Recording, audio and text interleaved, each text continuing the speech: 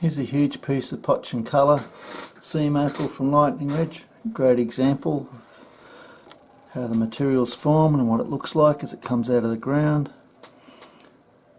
It does have a colour bar of some description through it there some places. It's on dark black over here.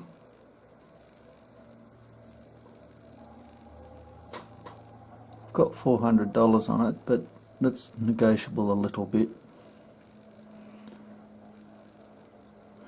Never know what you're going to get until you start grinding down on this. That's going to be the face.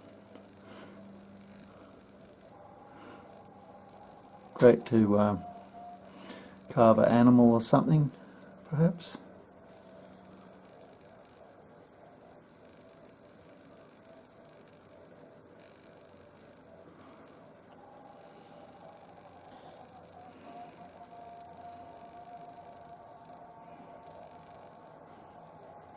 Anyway, I think that gives you a bit of an idea. Hope you've enjoyed. Cheers.